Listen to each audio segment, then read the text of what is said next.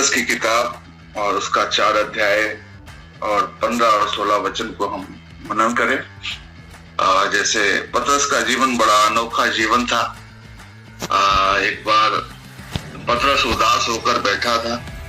तो यीशु ने प्रभु ने उनसे पूछा कि मतलब दुनिया के लोग कर किससे लेते हैं, भेंटों से या पराओं से? तो इसके ऊपर जब यीशु ने उससे कहा, जा अपनी बंसी लेकर समुद्र में जा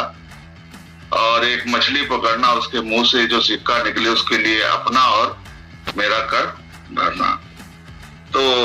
यहाँ पर भी वही बात है और यीशु ने उसी दो बातों को, दो दृष्टांतों को कहते हुए और पतरस उनके बारे में लिखता है। पहला पतरस की किताब 4 अध्याय और उसका 15 पद। तुम में से कोई व्यक्ति हत्यारा या चोर या कुकर्मी होने या पराये के काम में हाथ डालने के कारण दुख ना पाए। तो यहाँ पर दुख ना पाए इसके विषय में मतलब बताया है। संसारिक बातों में ये जो चल रहा है उसके कारण वो दुख ना पाए, पर यदि मसीह होने के कारण दुख पाए तो लज्जित ना हो, पर इस बात के लिए परमेश्वर की महिमा करे। तो मसीह के कारण दुख उठाने के लिए प्रभु का वचन पतरस अपने जीवन से हमें अनुभव देता है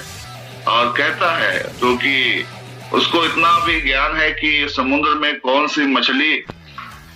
किसके मुंह में सिक्का है वो उसको पता है, बहुत अच्छे से पता है। और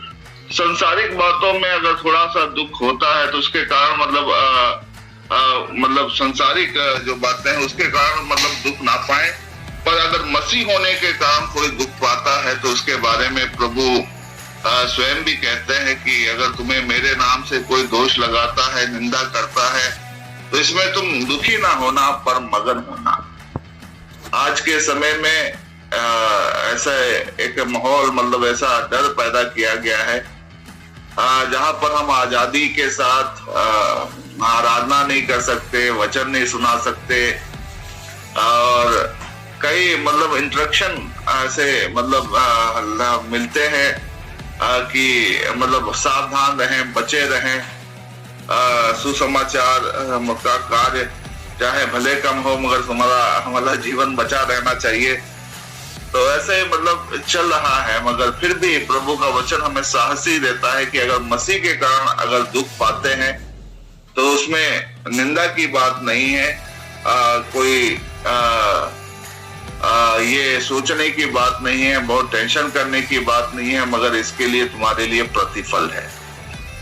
तो प्रभु जो कहता है वो अपने लोगों को अनुग्रह देता है। इन दिनों में चर्च में मतलब कई जगह पर हम ऐसे सुनते हैं मतलब चर्चेस बंद हो रहे हैं, सुसमाचार मतलब का कार्य मतलब लोगों के सुनाने के लिए थोड़ा मुश्किल सा हो रहा है, क्योंकि लोग डराते हैं, धमकाते हैं और पकड़कर ले जाते हैं। तो हमें थोड़ा सा सोचने की जरूरत है। प्रभु ने ये सब बातें कही हैं और हमें ये सत्य है कि बुद्धिमानी के साथ कार्य लेना चाहिए, मगर इतना भी डरने की आवश्यकता नहीं है कि हम सुसमाचार के कार्य बंद करें, क्योंकि प्रभु का वचन कहता है अगर सुसमाचार के कारण हमें कुछ दुख मिलता है तो इसमें लज्जित होने की कोई बात नहीं है। और थोड़ा सा हम अगर थोड़ा सा देखें कई इतिहास में या पीछे या घटित हुई घटनाओं से, तो सुसमाचार के कारण कई लोग जेल जाने के लिए, कई लोग 1 साल के बाद जमानत मिलने के लिए, कई लोगों को 6 महीने के बाद जमानत मिलने के लिए, मगर फिर भी सुसमाचार के कार्य से वो आनंदित हैं, क्योंकि परमेश्वर का वचन कहता है कि महिमा का आत्मा जो परमेश्वर का आत्मा है तुम पर छाया करता है। तो जब सब कुछ अच्छा होता है तभी नहीं परमेश्वर हमें अनुग्रह देता है, मगर जब स्थिति विपरीत होती है तब परमेश्वर का आत्मा और भी सामर्थ्य से हम पर छाया रहता है। तो मैं यही कहना चाहता हूँ अपने वचन के द्वारा कि हो सकता है आज हमारे लोग निंदा करते हैं और लोग ढूंढते हों कि सुसमाचार वाले ये हैं या इनको सुसमाचार ये लोग सुनाते हैं, तो हमें भयभीत होने की जरूरत नहीं है, क्योंकि परमेश्वर इसका प्रतिफल अपने लोगों को देने वाला है और देता भी है। इसका कहने का मतलब यही है कि अगर मसीह के कारण तुम्हें होने के कारण दुख पाओ तो लज्जित ना हो। इस बात के लिए परमेश्वर की महिमा करो, क्योंकि परमेश्वर का महिमा का आत्मा हम पर छाता है। तो अगर आपको थोड़ा बहुत तकलीफ है यीशु मसीह के कार्यों के करने के लिए या सुसमाचार सुनाने के लिए, चर्च मिनिस्ट्री करने के लिए, तो हम, मेरे कहने का मतलब बिल्कुल कि हम उधर बैठे ना रहें या बिल्कुल डर के कारण ना, बिल्कुल ऐसा ना हो, परंतु हिम्मत करें। प्रभु इसके द्वारा प्रभु ने अपने वायदे में भी कहा है, जब तुमको ऐसा हो तो तुम चिंता ना करना, तुम्हें क्या कहना है, प्रभु का आत्मा तुम्हें स्वयं देगा। अगर प्रभु का आत्मा चाहिए तो हमें ऐसे कुछ कार्य करने पड़ते हैं, रिस्क लेना पड़ता है ताकि प्रभु कार्य करे, और इसके द्वारा हमने अनुग्रह पाया है। और इन दिनों में हमने अपने चर्च में, जबकि माहौल तो बिल्कुल विपरीत है, फिर भी हमने एक सप्ताह के प्रार्थना का आयोजन किया है, जिससे हम ये कह सके कि है भय तो हमें भी है, मगर फिर भी हम इतना भी नहीं डरे कि मतलब हमको बिल्कुल दब जाए, या जो विश्वासी करते हैं उनके अंदर भी भय का कारण हो जाए।